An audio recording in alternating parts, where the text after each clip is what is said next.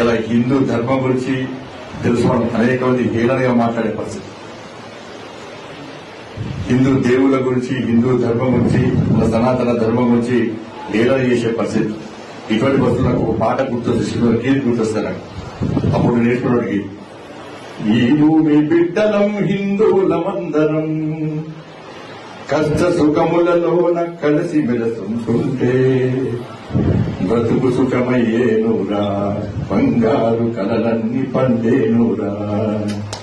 ఈ భూమి బిడ్డలం హిందువులమందరం కష్ట సుఖములలోన కలిసి మెలసుంటుంటే బ్రతుకు సుఖమయ్యేనురా, బంగారు కలలన్నీ పండేనురా. ఉన్నోడు లేనోడు అన్న తేడాలు లేక అమ్మ ఒడిలో బిడ్డలాడాడుకున్నట్టు ఒక తీగ పువ్వులై ఒక పాట మాటలై కష్ట సుఖములలోన కలిసి మెలసుంటుంటే బ్రతుకు సుఖమయ్యేనురా, బంగారు కలలన్నీ పండేనురా. శృతిలేని పాటలా మతిలేని మాటలా ఎంత గొంతెత్తితే ఏమి లాభమురా.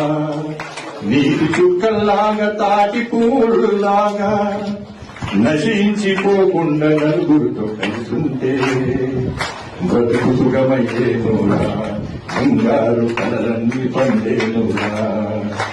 ఈ భూమి బిడ్డలం హిందువులమందరం కష్ట సుఖములలోన కలిసి మెలసుంటుంటే బ్రతుకు సుఖమయ్యేనురా, బంగారు కలలన్నీ పండేనురా. భారత్ మాతకి జై శ్రీరామ్.